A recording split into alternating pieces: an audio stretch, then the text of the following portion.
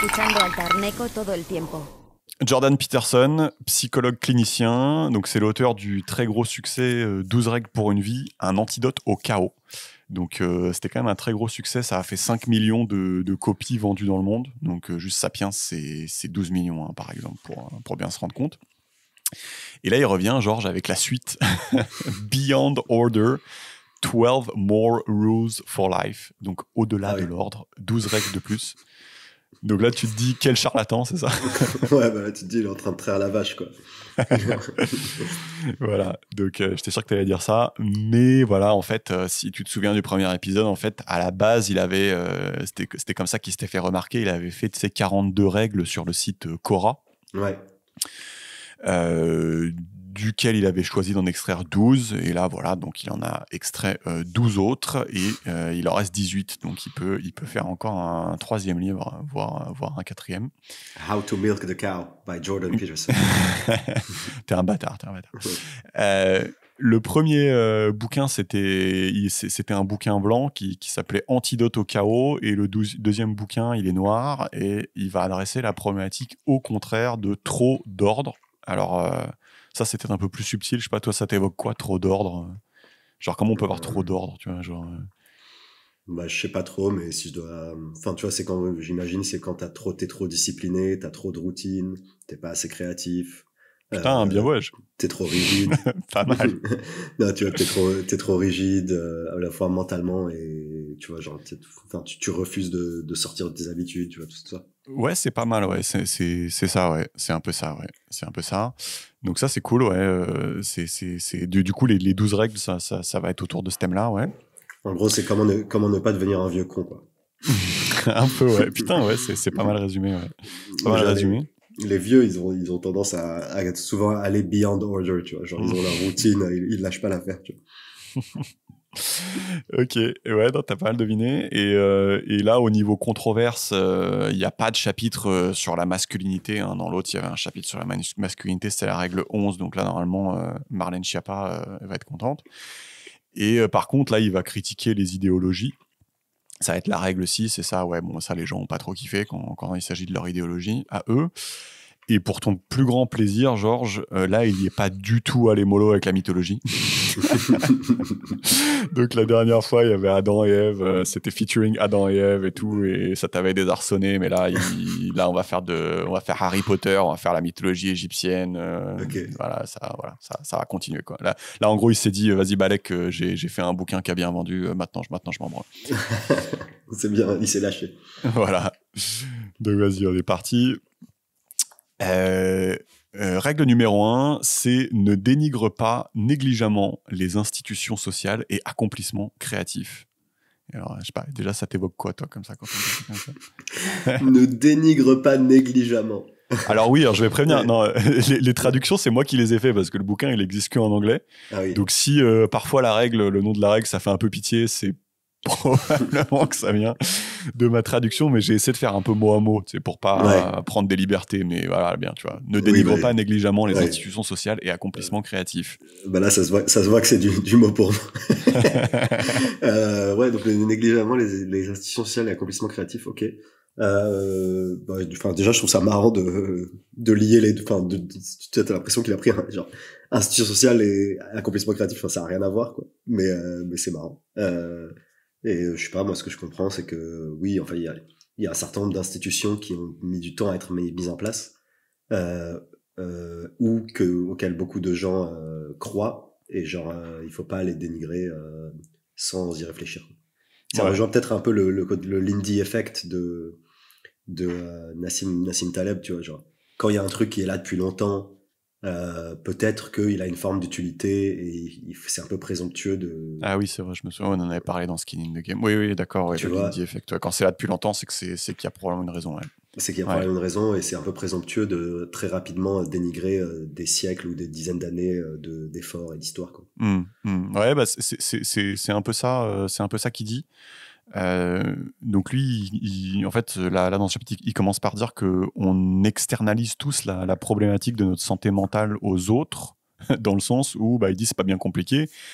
Si tu te comportes mal, si tu dis les mauvaises choses, les autres vont réagir, vont se moquer, vont s'indigner, vont te critiquer, jusqu'à ce que tu reprennes ta place, jusqu'à ce que tu reprennes le comportement qui est attendu de toi dans la société. Donc, tu vois, c'est un peu simple, genre t'externalises ta santé mentale. Mais on commence à avoir une contradiction apparaître, c'est que tu peux quand même te demander quand est-ce que j'écoute les autres et je reprends effectivement ma place, et quand est-ce que je me dis, bah là j'ai peut-être raison et je devrais pas écouter les autres, tu vois, c'est pas évident. En gros, il commence à se dire, mais quand est-ce qu'il faut fermer sa gueule, quand est-ce qu'il faut l'ouvrir, tu vois, c'est pas forcément straightforward. Et donc pour répondre à cette question, il fait du classique Jordan Peterson. Il commence par dire qu'on peut avoir en tête 2 archétypes. Donc le premier, c'est celui de l'idiot, le non-sachant, le débutant. Donc c'est the fool en anglais. Et le deuxième archétype, c'est celui du maître, donc au sens de l'expert, le sachant, le gars un peu chaud, quoi, en cétose.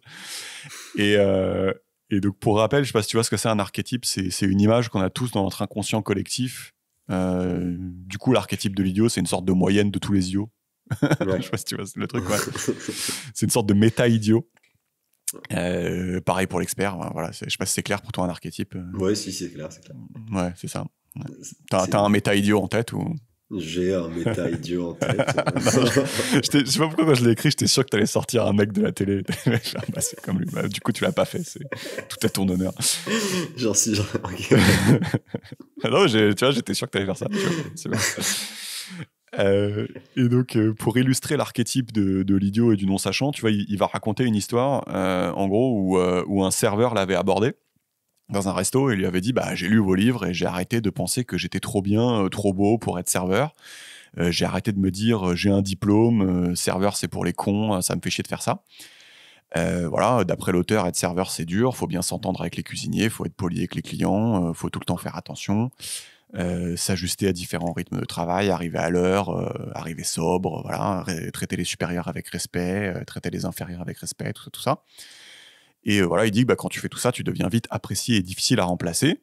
Et donc ce gars-là, le gars en question, il a arrêté de dénigrer négligemment l'institution de la restauration, là, pour reprendre les termes du chapitre, et il s'est mis à la respecter. Et apparemment, il était tout content parce qu'il avait reçu 3 promotions en 6 mois. Et en gros, le mec était devenu indispensable, quoi. Et donc, on pourrait se dire que le gars était l'archétype de l'idiot. Et donc, on peut se dire que les critiques du monde de la restauration émises par le gars ont probablement moins de valeur qu'après, une fois qu'il avait changé et une fois qu'il était devenu sachant, tu vois. Okay. Donc déjà, ça commence à te donner un premier élément sur quand est-ce que j'ouvre ma gueule, quand est-ce que je ferme ma gueule. Ouais. Ouais, non, mais en gros, genre, ok, oui, enfin...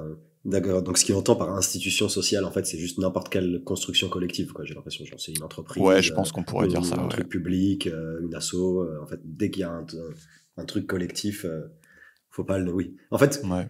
Mais au-delà du genre, les institutions sociales ou les trucs créatifs, c'est juste ne dénigre pas négligemment, en fait, tout court. Pour moi, ça suffit, quoi.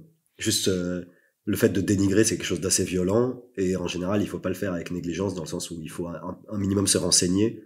Avant de se permettre de dénigrer quoi que ce soit, quoi. Et du coup, que ce soit intelligent, institution collective ou créatif ou whatever, quoi. Ouais, jusque-là, c'est ça. Après, c'est pas l'objet du chapitre parce que tu vas voir quand il va aller plus loin après. Mais oui, en gros, là, jusque-là, on pourrait dire ça, effectivement. Voilà, donc en gros, première notion peut-être avec l'histoire, c'est déjà il faut avoir de l'humilité dans la critique quand on est l'idiot. Et d'ailleurs, il dit fun fact au tarot, tu sais le truc avec les cartes là. Ouais. L'idiot, c'est une bonne carte en fait parce que contre-intuitivement, c'est celui qui a une énorme marge de progression. C'est marrant. Il a un très gros potentiel. Donc quand t'es con, t'as du potentiel. Donc fun fact. Et donc ça c'était le premier élément de réponse à la question. Et le deuxième élément de réponse, on va le trouver dans la division classique, tu sais, droite-gauche du spectre politique. Donc ça on en a parlé 50 fois, mais en gros... Attends, juste pour reformuler, donc en fait la première réponse est de dire en fait la virulence de tes critiques ou la fréquence de tes critiques doit être proportionnelle à ton niveau de connaissance d'un sujet, quoi. En fait, c'est ça le truc. C'est genre globalement quand tu te connais pas grand chose, tu peux te permettre de critiquer, mais en restant humble et en questionnant un peu. Alors que plus ton niveau de connaissance s'accroît, plus tu peux être acerbe dans tes critiques, quoi. C'est ça en gros. Bah, ça, c'est le premier indice, ouais. Ça, c'est le premier indice qui te dit déjà, tu sens que, en gros, il y a quand même des cas pratiques dans la vie où t'es un peu l'idiot et des cas pratiques où t'es l'expert. Et tu te rends compte que quand t'es l'expert, bah, finalement, ta critique, elle a beaucoup plus de valeur, quoi. Ouais, ok. Et c'est pas trop discutable, quoi. Ça, c'est le premier élément. Ok. Et le deuxième élément, en fait, il s'appuie sur un peu la description classique du spectre politique, qui est que, en gros, tu sais, ceux qui tendent vers la droite du spectre politique, c'est, selon lui, les défenseurs de ce qui a fonctionné jusqu'à maintenant. Et voilà, il dit la plupart du temps, ils ont raison. Peu de chemins mènent au bon fonctionnement d'une société complexe. Mais parfois, ils ont tort, donc le futur est différent du passé, et ce qui marchait avant ne marchera peut-être plus. Et au contraire, ceux qui tendent vers la gauche du spectre politique seront les critiques des systèmes. Parfois, ils auront raison. Ils vont, je sais pas, en gros, caricaturalement, ils vont sauver le village en découvrant une nouvelle source de nourriture, par exemple. Mais parfois, ils auront tort, parce qu'ils vont démonter sans comprendre les murs qui autrefois les protégeaient. Donc ça, on en a parlé 50 fois. Mais en gros, là, ce qu'ils disent, c'est que quand tu comprends cela, quand tu as bien compris ça, en fait, tu vas commencer à développer une réelle appréciation des deux points de vue, ainsi qu'une réelle peur de leurs deux ombres. Je peux penser à fascisme et communisme, par exemple, pour les ombres de la droite et la gauche. Et donc, afin de savoir quand est-ce que je critique pas la société, on sent qu'on a envie de développer en fait une personnalité qui à la fois respecte les institutions sociales, donc ça pourrait être incarné par la droite, et en même temps respecte ce qu'il appelle leur transformation créative, donc ce qui pourrait être incarné par la gauche. Donc en gros, je sais pas, moi je dirais, tu vois, tu peux être de gauche parce tu penses qu'il faut changer les choses, sinon on va droit dans le mur, mais il faut quand même garder un respect pour ceux qui sont à droite, parce qu'en fait, ces gens-là, c'est ton garde-fou, tu vois, parce que toi, tu peux te tromper et tout casser. Donc, t'as besoin d'un dialogue, et vice-versa, évidemment. T'as besoin d'un dialogue parce que voilà, de cette opposition sortira la meilleure idée, quoi, tu vois. Ouais. Je sais pas si déjà tu vois ça. Si, je comprends. Je comprends. Faut que je réfléchisse un peu, j'ai du mal à le formaliser maintenant. En fait, en gros, le point, c'est de dire, genre, enfin, globalement, vouloir transformer un truc ou changer un truc, c'est toujours une prise de risque assez élevée, tu vois, parce que du coup, tu sais pas à quoi tu vas aboutir, tu vois. Ouais. Et donc, c'est assez risqué par essence. Et effectivement, préserver l'existant, c'est souvent beaucoup moins risqué et beaucoup moins dangereux parce que l'existant, tu le connais. Et donc, effectivement, genre que vouloir tout le temps tout changer, ça peut être très dangereux parce que tu sais pas les outcomes, quoi. Ouais. Et vouloir tout le temps tout garder pareil, bah c'est également dangereux parce que tu stagnes. Ouais, c'est ça.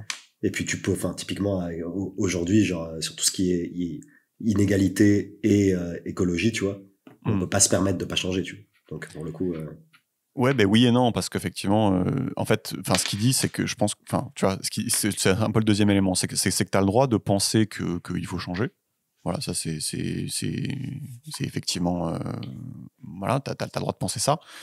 Par contre, il faut que tu gardes du respect pour le côté opposé du spectre, qui lui sera un peu ton garde-fou, tu vois, qui lui va potentiellement te sauver. Donc si tu es à gauche, bah, il va te sauver de pas trop changer radicalement et de tout faire s'effondrer. Et si tu es à droite, bah, le spectre politique de gauche, il va t'empêcher de juste mourir vieux et con et de pas su être renouvelé. Ouais. Et tu vois ce que je veux dire. Donc tu peux être de droite ou de gauche. Par contre, le deuxième élément là, c'est qu'en gros, il faut garder ce jeu en tête. Il faut garder la connaissance de ce petit jeu-là en tête.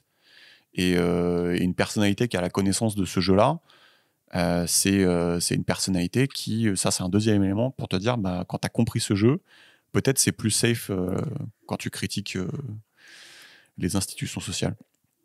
Je pense que c'est un peu plus clair maintenant. Ok, ouais, si c'est un peu plus clair, après, oui, enfin, après l'aspect droite-gauche, oui, c'est intéressant.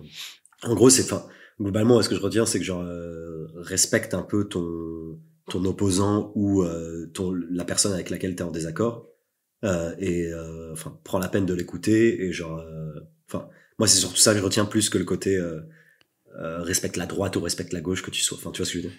Bah, en dehors de droite et de gauche, et pour aller un peu au-delà de ce que tu dis, lui, en fait, dans toute sa philosophie, parce que c'est un truc classique chez lui, dans toute sa philosophie, il y il va illustrer ça avec toutes les histoires mythologiques, après tu vas voir. Ouais. Mais dans l'esprit humain, il y a toujours cette espèce d'opposition entre la culture, l'acquis, tu vois, et comment tu renouvelles ça. Tu vois ce que je veux dire? Mais en gros, là, ce qu'il dit, c'est que genre, il y a ces conservateurs versus réformateurs. Et exactement. Et en gros, il se dit quand il y a une tension entre les deux. Ouais, et quand t'es réformateur, prends la peine d'écouter les conservateurs parce et vice-versa, ouais. Oui, d'accord. Et la bonne personnalité, c'est celui qui a compris un petit peu ce jeu-là, quoi. Ouais, je comprends. Mais après, tu vois, genre, oui, c'est intéressant. Après, faudrait avoir des cas concrets parce que, enfin, il y a des gens qui sont très conservateurs sur certains aspects, très réformateurs sur d'autres. Enfin, tu vois, je pense que t'es pas conservateur en règle générale, enfin, à part des bolos, tu vois. Mais genre tu vois, il y a des gens qui sont conservateurs sur les aspects sociétaux ou de mœurs. Et qui sont réformateurs sur les aspects sur des aspects économiques, par exemple. Enfin, oui, bon là, tu es en train de parler de gens qui réfléchissent déjà un peu. Ouais. Mais effectivement. Et donc après, tu vois, il fait un peu la même question que toi. Il se dit, mais à quoi ressemble cette personnalité en fait? Concrètement, c'est quoi en fait ce gars-là, si on devait le décrire? Ouais. Et lui, il va faire du Jordan Peterson comme d'hab. Il va dire, en fait, la réponse, elle est pas facile à articuler. Et quand quelque chose n'est pas facile à articuler, bah, l'être humain se tourne souvent vers les histoires. Donc, ouais, effectivement, c'est classique. C'est classique, Jordan. Putain, il va te casser les couilles, là. C'est ça. Il va te sortir Adam et Ève. Et donc, selon lui, les histoires, c'est vachement bien parce qu'elles nous fournissent un canevas avec souvent, tu sais, dans les histoires, il y a un héros à imiter. Et donc, il dit, bah, c'est assez flou dans le sens où les règles ne sont pas écrites précisément, fais pas ci, fais pas ça. Mais il faut imiter le héros. Il faut faire comme lui. Et donc, ça reste, même si c'est pas super précis, ça reste assez précis pour être d'une valeur inestimable, selon lui. Et donc, lui, il va dire, bah, en fait, finalement, si on n'arrive pas à articuler cette personnalité idéale, mais en fait, c'est dans les histoires qu'on va trouver cette personnalité idéale. Et donc, par exemple, il dit, tu vois, parfois, on entend dire, certains protestants évangéliques américains, ils se demandent qu'aurait fait Jésus dans cette situation. Et en fait, lui, il dit, bah, on est souvent moqueur et rapide à conclure que bah, c'est con de dire ça, tu vois, et c'est des tocards. What would Jesus do? C'est ça. Tu sais, ils ont parfois des bracelets WWJD. What would Jesus do? Je savais pas. Si, genre, ils ont des artefacts. What would Jesus do? Et bah, tu vois, donc lui, il dit, ne te fous pas de leur gueule. Il dit... Trop tard. Trop tard. Il faut comprendre qu'une fois qu'on a intégré une histoire et un héros, donc ici on parle de Jésus et du Nouveau Testament, en fait ce template il peut être utilisé pour générer des comportements à l'infini. Tu vois, donc c'est pas con, loin de là. Donc en gros, quand tu as des valeurs occidentales, c'est pas con de te demander qu'est-ce qu'aurait fait Jésus dans la même situation. Tu vois le truc, en gros, tu utilises le template pour générer en fait des comportements à l'infini. Tu vois. Oui. Et il donne un autre exemple un peu plus fun dans Harry Potter. Il dit, tu sais, t'as les trois héros là, Harry, Hermione et Ron. En gros, dans tous les épisodes d'Harry Potter, en fait, ils sont caractérisés par leur acceptation des règles. Donc, tu sais, ils sont à l'école, ils acceptent les règles, mais ils sont également caractérisés par leur inclinaison à violer les règles. Et curieusement, ceux qui les supervisent, donc les profs, ils sont également enclins à les récompenser quand ils violent les règles, entre guillemets, quand il faut. Tu vois, paradoxalement. Ouais. Je sais pas si tu connais un peu Harry Potter. Si, vite fait. Ouais, vite fait. Ouais. Et donc, tu vois, c'est marrant cette illustration parce qu'en fait, si on devait résumer qu'est-ce qu'on peut en tirer de là, en fait, ça serait peut-être une phrase du genre respecte les règles, sauf quand les règles vont à l'encontre du but sur la base duquel ces mêmes règles auraient été établies. En gros, respecte les méta-règles, tu vois, les règles sur les règles. Ouais, en gros, ne suis pas les trucs à la règle, à la lettre, quoi. Genre, réfléchis à l'ambition initiale ou à la volonté initiale derrière. Ouais, c'est ça, exactement. Tu vois, moi, ça me fait penser, tu vois, si t'as une entreprise, si t'es une entreprise et que tu fais des trucs hardcore, mais légaux, bah, tu vois, souvent derrière, les gens ont aucun scrupule de prendre, tu sais, dans un jugement, si on te juge, de prendre un peu des libertés à la loi et avec la loi et de te condamner de façon hardcore et de dire, bah, ok, peut-être que c'était autorisé par la loi ce que t'as fait, mais non, t'as pas respecté les méta-règles, tu vois, genre, tu vois, j'avais vu un documentaire sur Netflix là, qui s'appelait Dirty Money, où en gros le mec il prêtait de l'argent aux gens, souvent aux gens démunis, mais il y avait tout un stratagème, tu vois, pour un peu les enculer. Il avait fait un accord avec des tribus indiennes parce qu'apparemment la loi classique s'applique pas quand t'es une tribu indienne, tu vois. Et à la fin il se fait niquer, genre il va en prison et il est vénère. Mais en gros, la morale de l'histoire, c'est il a peut-être respecté la loi, mais il a pas respecté la méta-loi, tu vois ce que je veux dire? Ouais, je vois. Et ouais, tu vois un peu ce qu'il veut dire par là? Ouais, en gros, c'est. Mais après, enfin, oui. C'est globalement, en gros, c'est genre, enfin, prends pas les choses à la lettre et creuse-toi un peu le cerveau, quoi. C'est juste, c'est en gros, genre, enfin, Ouais, c'est un peu ça. je trouve ça assez basique comme truc. Après, peut-être que de le formuler et tout, c'est intéressant. Mais en gros, Oui, c'est oui, de oui, dire. peut-être. Ouais. Après, la loi, ouais, c'est compliqué, Mais mais rappelle-toi du nom du chapitre. C'est-à-dire que le chapitre, il se demande quand est-ce que j'ai le droit de remettre en cause les institutions. Tu vois ce que je veux oui, dire? Les institutions, c'est la loi. oui. Et donc, tu vois, ça, c'est Non, c'est aussi, intéressant. Oui, c'est vrai. tu vois, c'est aussi une approche de te dire, en gros, bah, c'est quoi la loi avec un grand L, en fait, tu vois, finalement. Oui. Non, mais Et c'est vrai que c'est intéressant comme questionnement de se dire à quel moment je peux me considérer légitime pour questionner un ordre établi ou une institution ou une quelconque forme ouais, d'action collective. Tu vois. c'est Et ce ça. qu'il dit, c'est qu'il y a deux critères principaux pour être légitime à la critique. C'est un, ton niveau de connaissance. Plus Mhm. tu connais, plus tu peux t'estimer légitime. Voilà. Et plus tu peux réclamer que ta critique soit entendue. Mhm. Et deux, mais en fait, ce qui rejoint aussi le premier, Mhm. c'est plus tu t'intéresses à la volonté derrière les actions et pas uniquement aux actions elles-mêmes ou pas uniquement au texte loi, mais genre quel est le dessein et quelle est la volonté initiale de la personne ou de l'institution ou de la loi. Ouais. Plus tu t'intéresses à ça, plus tu es en mesure de remettre en cause la manière dont elle est appliquée ou les actions qu'elle fait, Mhm. parce que tu as compris un peu le dessin et la volonté initiale. Quoi. Ouais, c'est ça, c'est ça, c'est ça. Et tu vois, il dit dans la Bible, on retrouve ce thème avec Jésus, où en gros, même enfant, Jésus, c'est un maître de la tradition judaïque, c'est un conservateur pur, il est à droite, quoi, tu vois. Ouais, Il connaît parfaitement les règles et pourquoi elles sont là. Et je me souviens, il y a un épisode dans la Bible où il débat avec les sages de la tradition lorsqu'il est enfant. Donc, tu vois, c'est vraiment pour montrer que il est de droite, il connaît les règles. Néanmoins, par exemple, il va violer les règles du Shabbat quand il dit, tu sais, si ton mouton tombe dans le puits le jour de Shabbat, ne le sauveras-tu pas? Et donc, en gros, Jésus, bah, il viole les règles quand elles sont en désaccord avec les méta-règles, tu vois. Et donc ça, c'est oui, intéressant dans le Nouveau Testament, il le présente comme quelqu'un qui connaît la tradition, mais qui la remet en cause quand il faut la remettre en cause. oui, c'est ça. Et Et puis, enfin, ouais, ouais, ouais. Puis pour moi, au-delà de savoir quelle est l'intention d'une règle ou quelle est l'intention d'une loi, c'est aussi, tu peux te dire, est-ce que c'est en accord avec tes propres valeurs morales, quoi, aussi, au bout d'un moment, quoi, genre, ouais, c'est ça, mais j'ai tu envie de vois. dire oui, mais si tu vois, là, si on résume en fait les différents éléments, si on devait résumer le chapitre, en gros, c'est devient compétent, enfin, essaie de Ouais, passer de l'idiot à l'expert, essaie de comprendre cette espèce d'opposition entre culture et renouveau, enfin, en gros, droite-gauche et respecte-la, quoi. ouais, Et critique la loi, une fois que tu as fait ça, critique la loi écrite quand elle n'est pas alignée avec la méta-loi. ouais. Et voilà, pour conclure la règle, je fais une petite tirade issue du livre que j'ai essayé de traduire. Il dit: lorsque tu comprends les règles, leur nécessité, leur caractère sacré, le chaos dont elles te protègent, le prix payé pour leur mise en place et les dangers de les enfreindre, mais que tu es prêt à prendre et à assumer la responsabilité de les enfreindre cette fois-ci, car tu vois là un service au plus grand bien, alors tu as respecté l'esprit de la loi et non la loi, ce qui est un acte moral d'une grande ampleur, Georges. Le monde dépend de l'investissement de nos efforts dans le perfectionnement de cette capacité à aller au-delà de l'ordre. Beyond Order, il cale le titre du livre un peu subtilement. Ne dénigre pas négligemment les institutions sociales et accomplissements créatifs. Ah, c'est pas mal. Non, c'est pas mal, j'avoue. Ah non, mais après, déjà, c'est bien dit. Et non, mais c'est vrai qu'en droit aussi, tu as la notion d'esprit de la loi, effectivement. Ah oui, c'est Et vrai. ouais, Ah, je savais pas. et ça, c'est intéressant. Bon, je suis pas du tout un expert, mais en gros, genre, c'est effectivement le cas, ce que tu disais, c'est que, genre, On a le quelqu'un droit qui de a. te dire, genre, c'est ok, Exactement. c'était genre, t'as fait ce qui était écrit, t'as respecté, mais genre, c'était pas ça l'esprit. Exactement, c'est ça. C'est genre, Ah oui, tu n'as commis aucun acte illégal au sens strict du terme parce que tu as respecté la loi, d'accord. mais tu n'as pas respecté l'esprit de la loi. Et en gros, c'est typiquement ces cas-là où genre, tu as un abus un peu flagrant.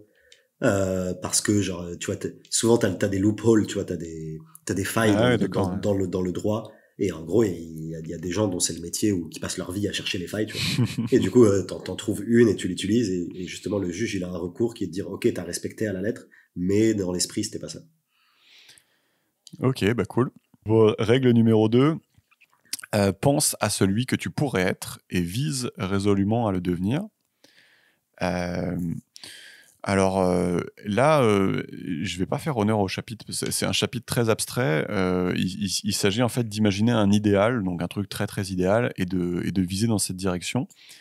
Et donc là, voilà, il refait du Peterson. Il dit que c'est plus facile de passer par des histoires que par des guidelines explicites pour décrire c'est quoi cette personnalité qui vise, quoi. Et je pense qu'on a compris l'utilité de passer par les histoires. Mais en gros, il donne un exemple qui est assez intéressant.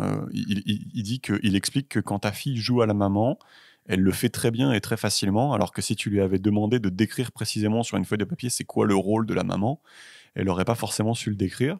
Et donc lui, il dit que observer des milliers de petites filles et faire la moyenne de ce qu'elles font quand elles jouent à la maman est donc une approche intéressante, selon lui, pour comprendre ce qu'est une maman, quoi. Enfin, bien que ce soit un peu creepy. Donc c'est marrant, je trouvais ça sympa comme exemple. Donc c'est important de comprendre ça en fait, pourquoi il s'excite avec les histoires en fait tant que ça. En fait, il dit souvent on fait avant de savoir expliquer clairement comment faire.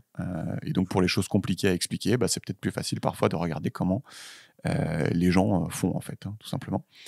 Et donc il cite un exemple intéressant. Il dit les 10 commandements de la Bible par exemple qu'on connaît tous. Il dit qu'apparemment les gens faisaient ces choses-là pendant des années et des années avant de pouvoir les écrire explicitement dans la pierre, tu vois. Genre, en gros, tu vois, avant de l'écrire, il le faisait, quoi. C'est marrant. Ouais, ben, non, mais ça, c'est vrai que c'est intéressant, ça, cet aspect. Parce que, en fait, je trouve qu'on valorise énormément genre l'intellect et la rhétorique dans nos sociétés développées, tu vois. Et en fait, il y a des choses qui sont difficiles à intellectualiser ou qui sont difficiles à exprimer, ou tu vois, Ouais. et genre, tu vois, enfin, soit qui sont difficiles par essence, soit juste, il y a des gens qui ont pas le bagage pour bien s'exprimer ou pour bien intellectualiser les choses, mais qui sont capables de les faire très bien, tu vois. Ouais. Et tu vois, c'est vrai que de réhabiliter le faire, ou enfin, l'action ou l'observation, plutôt que genre l'intellectualisation ou l'abstraction, ça peut être intéressant, tu vois. Ouais, c'est ça. Et tu vois, à l'inverse, t'as des gens qui intellectualisent ou qui rendent les choses abstraites très facilement, mais en fait, dès qu'il s'agit de faire, ils savent pas, tu vois. Notamment nos amis les hommes politiques, tu vois. Mais non, mais tu vois, genre, je trouve ça intéressant ce truc de parfois juste en observant, t'apprends beaucoup plus qu'en intellectualisant ou qu'en essayant de. Ouais, mais lui, il introduit même une chronologie, c'est-à-dire qu'il dit que les hommes font toujours avant de savoir expliquer exactement dans les détails qu'est-ce qu'ils ont fait, quoi, et comment, et tout ça, tu vois. Et donc voilà, bah, du coup, si on veut regarder des gens qui font correctement, bah, quoi de mieux que des histoires, et donc plus précisément les histoires les plus anciennes de l'humanité, puisqu'elles ont été raffinées et distillées au cours du temps, débarrassées du superflu selon lui. Et voilà, donc quoi de mieux que pour décrire cette personnalité que de regarder un peu les histoires anciennes. Et donc là, je fais pas honneur au chapitre en fait parce que malheureusement en fait, il explore tout un tas d'histoires et fait remarquer qu'on retrouve toujours un espèce de pattern du héros qui affronte le chaos et qui rétablit l'ordre à chaque fois. Et donc il passe par la mythologie mésopotamienne, grecque, égyptienne, le mythe de Saint Georges, de Saint Patrick, le Hobbit, Pinocchio, Avengers, le Seigneur des Anneaux. Et en fait, il analyse chacune de ces histoires pour retrouver en fait cette espèce de même pattern. Et donc c'est assez intéressant. Donc malheureusement, je peux pas le faire là. Par contre, ce que je peux faire, c'est donner un exemple. Il y a un extrait que j'ai beaucoup aimé sur Harry Potter. Il dit l'analyse qu'il fait, il dit Harry Potter a ses parents réels, les Dursley, qui le surprotègent, sont aveugles et font exprès d'être aveugles. Donc en fait, ils font comme si la magie n'existait pas. Et Harry a également ses parents magiques qui symbolisent la nature et la culture et qui lui confèrent son potentiel magique. Et lui, il dit que nous sommes tous des enfants, de façon banale, de nos parents biologiques, mais de façon beaucoup moins banale, on est tous aussi des enfants de la nature et de la culture, et donc on a un potentiel énorme qui en découle. Et je trouve ça aussi super cool, parce qu'en fait, quelque part, tu comprends pourquoi Harry Potter est un phénomène mondial qui parle à tout le monde. Parce qu'en fait, il arrive à le mettre, à mettre les idées de ce truc-là, genre en parallèle avec toutes les mythologies anciennes. Donc ça, je trouve ça intéressant. Mais du coup, en fait, par cette analyse comparative un peu des différents récits qui ont bien fonctionné, il essaye de trouver des arcs narratifs communs ou une personnalité du héros type. Ouais, c'est ça. Bah, si tu veux, en fait... C'est une personnalité du héros type ou plus des arcs narratifs? Tu vois ce que je veux dire? Ouais, en fait, si tu veux, la question, c'est qu'est-ce que j'ai envie de devenir? Tu vois, dans Oui, ma vie, qu'est-ce que j'ai envie de faire? ouais, Et j'ai envie de prendre ça comme cible et de travailler à le devenir et de viser à devenir ce truc-là. Par contre, pour choisir la cible, je sais, enfin, en gros, comment je fais oui, pour choisir ce truc-là. Je suis inexpérimenté, je connais pas la vie, je suis peut-être immature. Lui, il dit déjà, commence par regarder en gros les histoires les plus anciennes, tu vois, ouais, et essaye d'en extraire un pattern. ouais, Bon, là, avec Harry Potter, je trouvais ça marrant parce qu'en gros, il arrive aussi à extraire un pattern euh, ouais. d'Harry Potter pour faire son truc. Mais Et du en coup, gros, il nous donne un peu la personnalité type du héros, genre les vertus à rechercher, quoi. ouais, alors Ouais, oui et non, tu vois, il ouais, dit, voilà, en gros, c'est le héros, c'est celui qui affronte le chaos, qui rétablit l'ordre, qui change les règles et qui les remplace par les méta-règles. Donc voilà, ok. on retrouve un peu les thèmes du 1. Il va rajouter un autre truc qu'il a vu dans ses histoires, c'est que souvent, et ça c'est hyper intéressant, il dit souvent, le héros est prêt à mourir et souvent meurt suite à la confrontation avec le mal, et puis il revit. Donc typiquement Harry Potter, Harry il meurt et il est régénéré par le Phénix et il sauve l'école, ça c'est dans le 2. Iron Man, à un moment il emmène le missile à travers le portail dans Avengers et genre il pseudo-meurt quoi.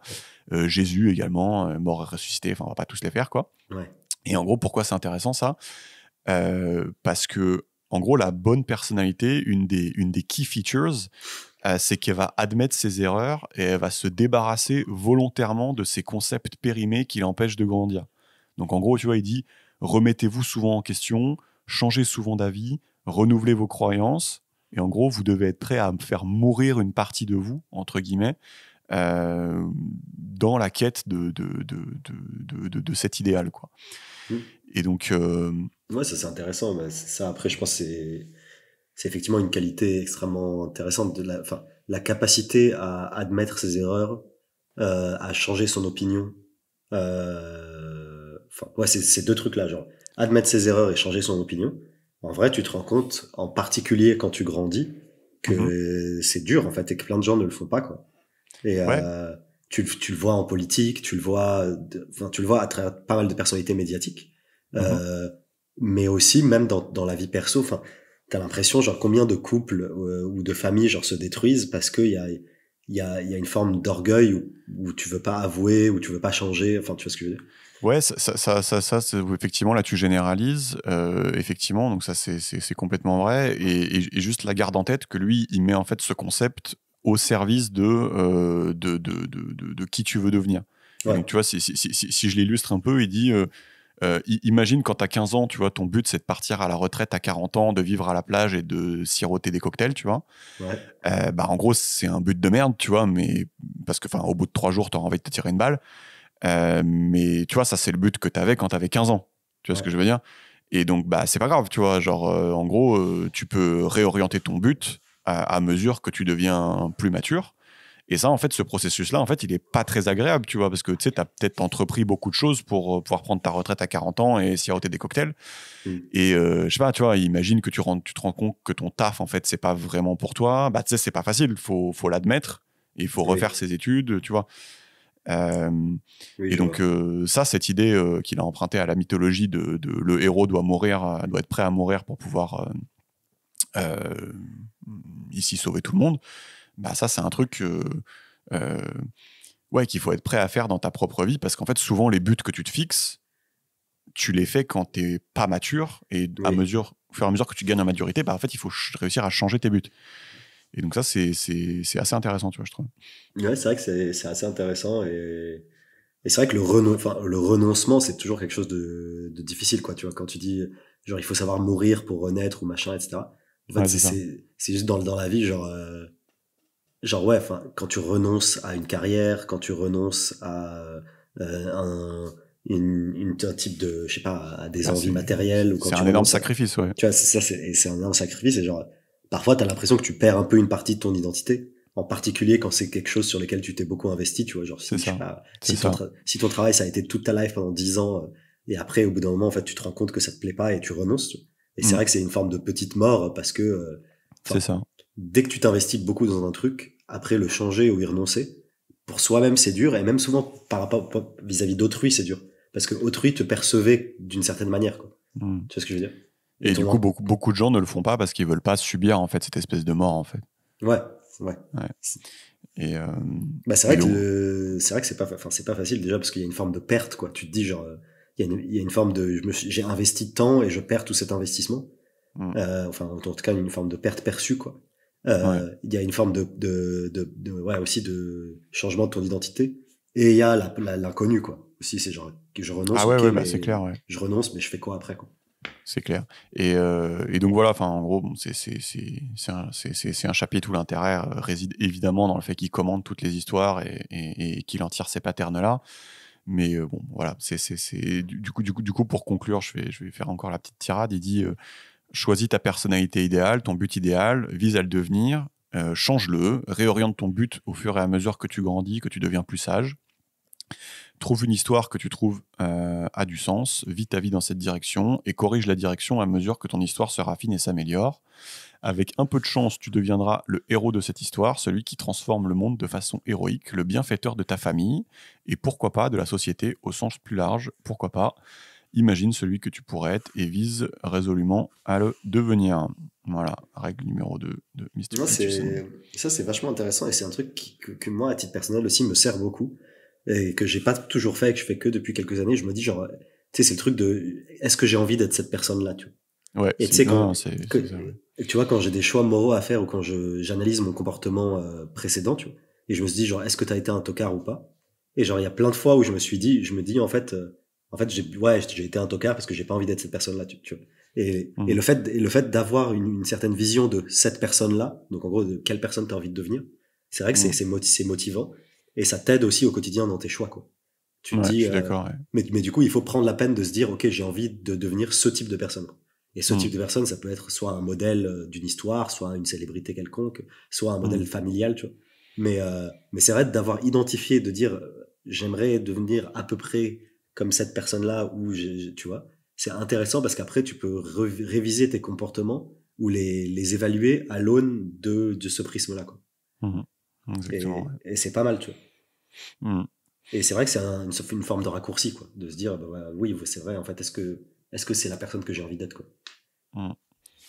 Ouais, et si après cet épisode, vous vous dites, ouais, j'ai quand même envie un peu de lire un peu du livre, je vous conseille vraiment de lire toutes ces analyses de ces histoires mythologiques parce que c'est vraiment l'intérêt réside là-dedans, quoi, ici, hein, dans cette règle-là.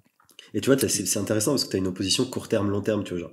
Tu peux avoir des actions qui, à court terme, te sont bénéfiques, genre, j'en sais rien, je sais pas, tu voles de la thune. Tu vois, à court terme, c'est bénéfique. Mais en fait, si tu te poses la question, est-ce que ça s'inscrit dans la vision, enfin, dans ce que j'ai envie d'être? En fait, t'es là, bah non, à long terme, en fait, c'est nul. C'est genre, ça fait de moi une personne que j'ai pas envie d'être. Donc, en fait, tu sacrifies le court terme pour le long terme, quoi. Ouais, tu fais un peu la transition avec la règle numéro 3, qui est ne mets pas tes problèmes sous le tapis. Ouais. Et donc, tu vas voir. Donc selon lui, il dit quand tu ressens de l'anxiété, de la peur ou de la douleur, le réflexe de tout le monde, c'est de se mettre à l'abri de ce truc-là, quoi. En gros, ne pas reproduire la situation qui nous a fait ressentir ça et continuer sa vie comme si de rien n'était. Et donc lui, il dit non, il faut surtout pas faire ça. Il commence par évoquer l'histoire de son beau-père qui apparemment a attendu 20 ans avant de dire à sa femme, en explosant de rage, pourquoi est-ce qu'on est obligé de manger tous les jours sur des assiettes qui font 3 cm de diamètre? Et donc, est-ce que c'est trivial? Tu vois, on peut se poser la question. Lui, il dit que si ça arrive tous les jours, 3 fois pendant 20 ans, en fait, c'est pas trivial. Et lui, il dit il faut avoir une dispute sur ce sujet. Il dit que c'est mieux que de vivre dans une fausse paix. Il décrit aussi une cliente à lui qui avait tout laissé passer dans sa relation avec son mari. Et résultat, l'appartement était complètement décoré au goût pop art du mari. Apparemment, il kiffait aussi les meubles minimalistes et peu confortables. Et donc, elle détestait la façon dont c'était décoré. Elle se sentait pas chez elle, invitait plus ses amis chez elle. Elle se sentait chroniquement bridée. Et lui, il dit ne sous-estime pas le malheur engendré par le fait de se sentir comme un étranger chez toi. Et donc, il dit, contrairement à ce que pensait Freud, qui décidément se fait beaucoup clasher, le péché d'omission contribue tout autant aux problèmes mentaux que le péché de commission. Donc, tu sais, commission, c'est quand je fais une chose répréhensible, et omission, c'est quand je fais semblant de ne pas voir que mon voisin fait une chose répréhensible, et du coup, je l'empêche pas.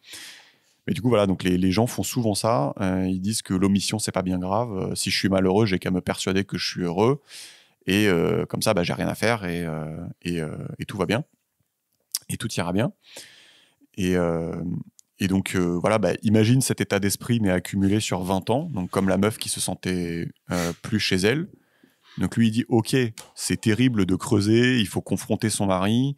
Peut-être que le problème vient pas du pop art, tu vois. Peut-être qu'on va découvrir autre chose. Peut-être que ça va mener au divorce. Peut-être que le mari s'en branle de ce qu'elle pense parce qu'il la méprise. Tu vois, peut-être pas. Peut-être... tu vois,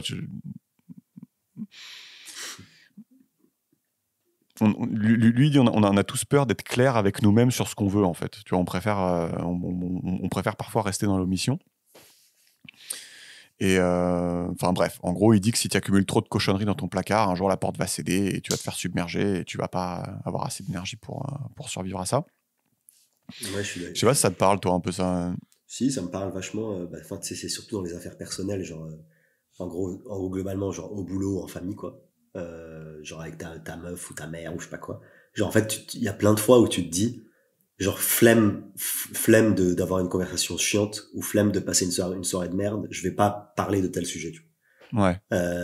Et en fait, effectivement, enfin, genre ça passe une ou deux fois, mais genre ce que je veux dire, c'est qu'au bout d'un moment, t'es obligé de traiter le problème, quoi, quel qu'il soit, tu vois. Et, ouais, c'est ça. Et pour moi, après, faut pas prendre non plus son conseil à la lettre, dans le sens où il faut pas systématiquement extérioriser dès qu'un truc te gêne, tu vois. Mais genre, effectivement, quand il y a quelque chose qui te gêne de manière récurrente, et tu sens que ça te rend partiellement malheureux, et que t'as pris la peine d'attendre un certain temps, et que ça continue à te faire chier, là, effectivement, il faut avoir le courage de l'affronter, soit avec soi-même, soit avec son entourage, tu vois. Ouais, mais tu vois, là, tu dis pas prendre son conseil à la lettre, mais en fait, moi, je vais aller plus loin. C'est-à-dire qu'en fait, si tu veux, avec ton partenaire, avec tes amis, avec ta famille, t'as une bonne relation et tu penses que tu peux te faire confiance. En gros, pour moi, tu vois, j'en sais rien, moi, si ta mère, ça te fait chier parce que, j'en sais rien, elle met mal les coussins ou je sais pas quoi, tu vois, une connerie. À un moment, tu vois, de confronter ce problème d'une façon ou d'une autre, ça peut être en discussion avec ta mère ou en discussion avec tes potes ou n'importe quoi d'autre. Je veux dire, si tu pars du principe que tu essaies d'être une personne raisonnable, tu peux aussi arriver à la conclusion qu'en fait c'est toi le connard dans l'histoire, tu vois. Oui. Et que c'était pas les coussins qui te faisaient chier, mais c'était en gros, je sais pas, t'es psychorigide et genre c'est un truc qui va pas, ou en gros ta mère est te saoule pour autre chose, mais en fait tu te rendais pas compte, tu vois. Ouais. Et en fait, tu vois, ce qu'il faut comprendre, c'est que des fois, genre derrière un truc un peu anodin, se cache souvent en fait autre chose. Oui. Et c'est pas forcément de la faute de l'autre, tu vois. Quand t'essaies d'être un peu mature, ça peut être aussi de ta faute. Et t'as besoin d'avoir une discussion en fait pour comprendre en fait pourquoi ça te fait chier. Et c'est peut-être toi le connard dans l'histoire, tu vois. Oui, c'est vrai. Mais tu vois, genre c'est assez intéressant parce que ce qu'il dit sur l'omission, souvent on se dit c'est pas bien grave, tu vois.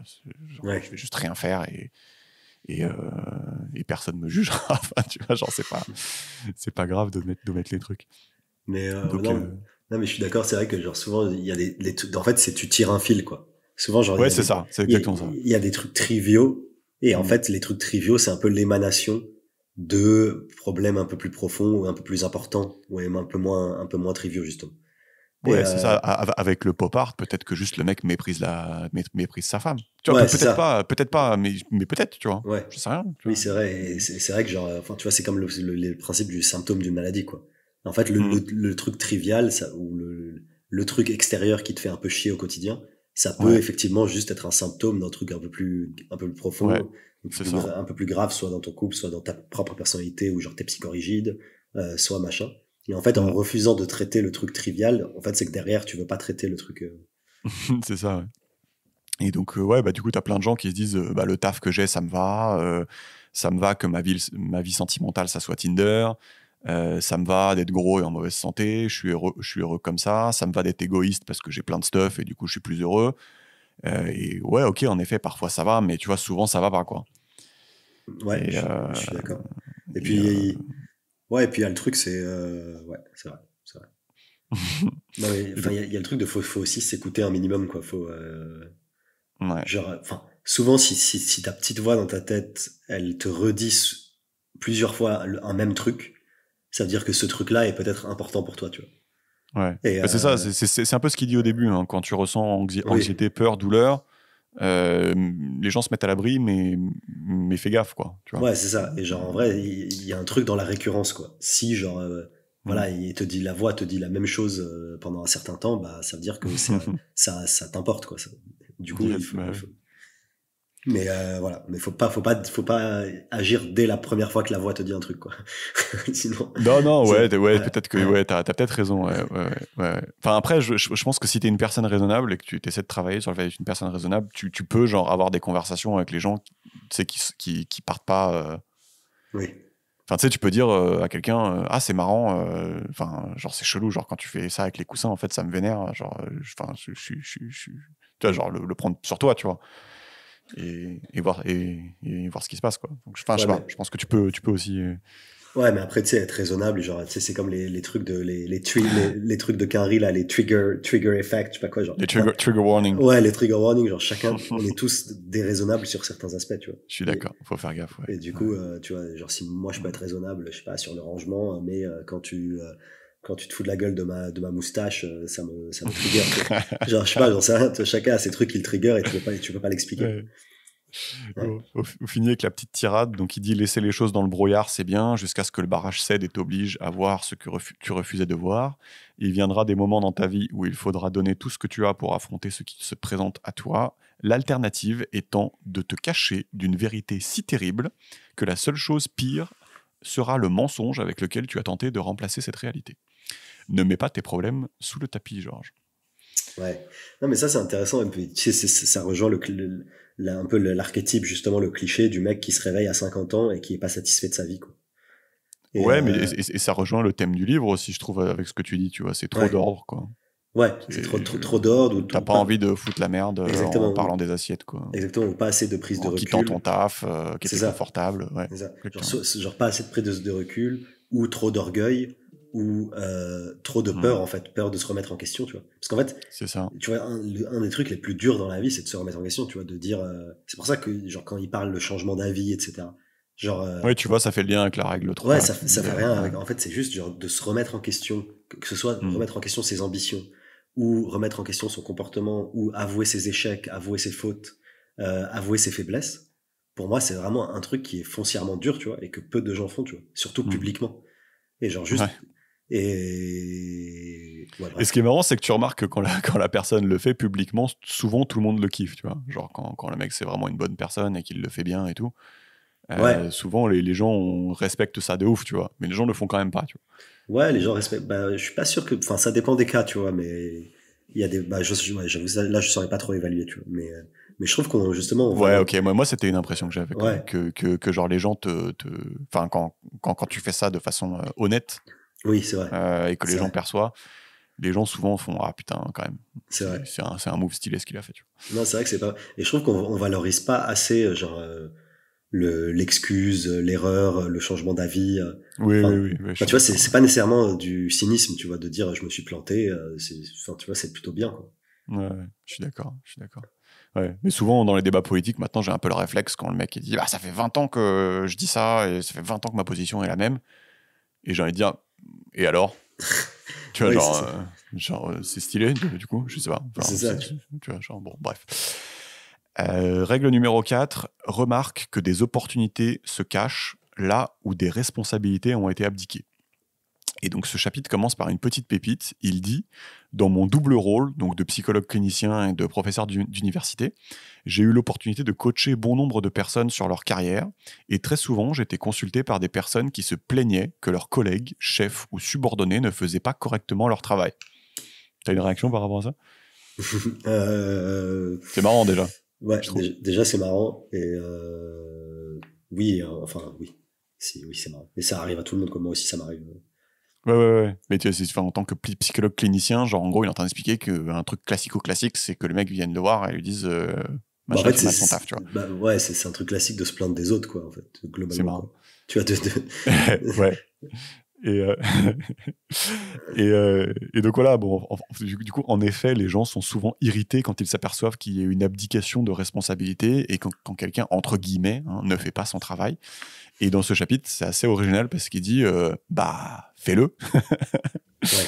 Et donc, il dit ça marche au travail, dans la famille, dans la communauté. Et évidemment, tu te dis je ne devrais pas avoir à faire ce travail supplémentaire. Alors, en effet, tu ne devrais pas être une victime ou un pigeon. Mais lui, il dit apprends à reconnaître quand une abdication de responsabilité est en fait une opportunité pour toi. Et en fait, il dit on se rend pas compte, mais ça arrive assez souvent en fait. Hein, Ouais. d'accord ? Rappelle-toi du serveur du chapitre 1 qui a monté tous les échelons rapidement, juste parce il s'est dit bah, je vais juste bien faire mon taf, tu vois. Mm.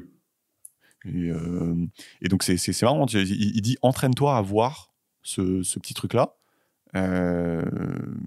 Parce qu'en fait, finalement, ça arrive assez souvent de juste, bah, le mec fait pas son taf, fais-le, et en fait, c'est grave cool pour toi, tu vois, d'avoir l'opportunité de le faire.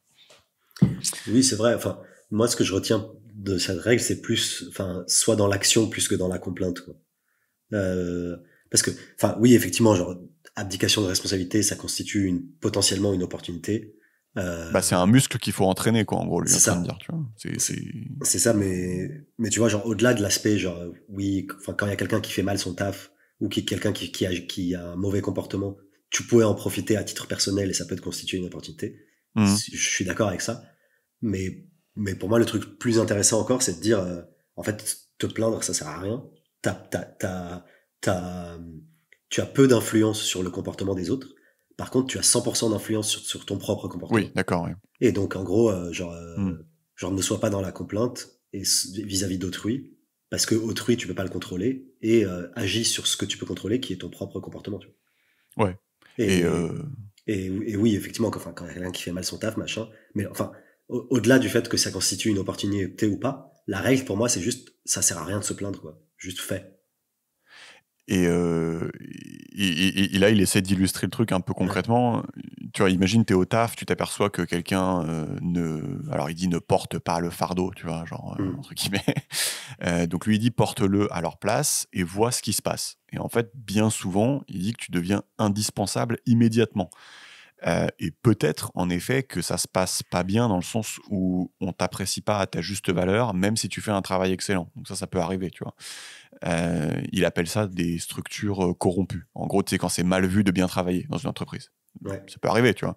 Mais lui, il dit, c'est pas grave, parce que de toute façon, après, tu vas te barrer de l'entreprise et tu prendras les nouvelles choses que tu as apprises, ta nouvelle force de caractère, et tu la mettras à profit autre part, où en fait, c'est pas corrompu et où le bon travail est apprécié. Donc, tu vois, il dit que quoi qu'il arrive, tu y gagnes. Et en fait, c'est quelque chose qui est assez peu enseigné aux gens. Tu vois, enfin, le réflexe, c'est plutôt quand tu es serveur de faire le minimum syndical et de te plaindre que machine elle fait mal la caisse et elle encaisse pas bien les trucs.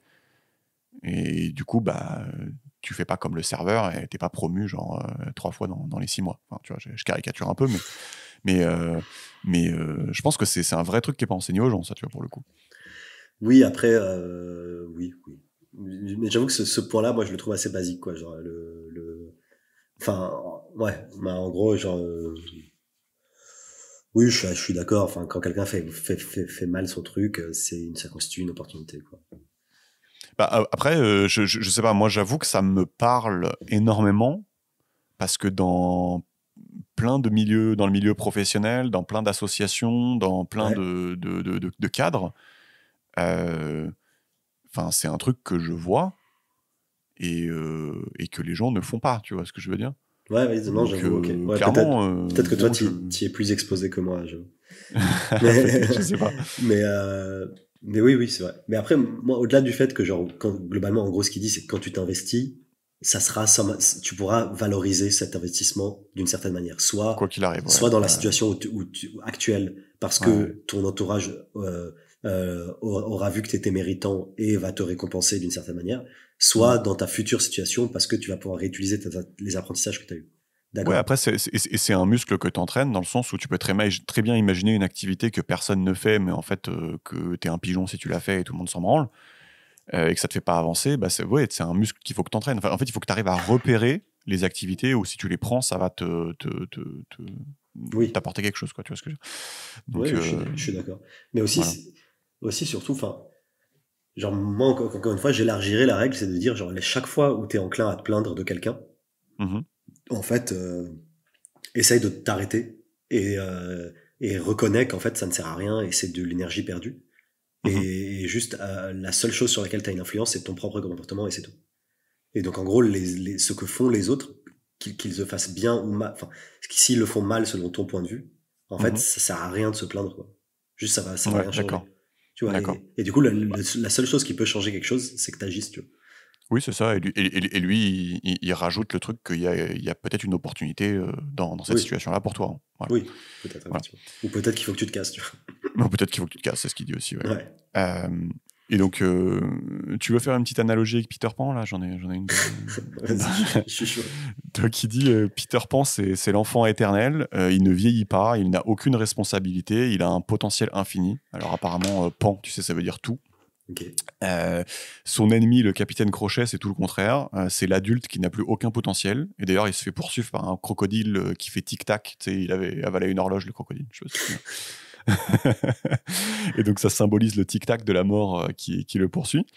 Et donc, vu que le seul adulte qui sert de modèle à Peter Pan, c'est le capitaine Crochet, ben, c'est pas étonnant que Peter Pan il veuille rester dans un monde imaginaire avec la fée Clochette.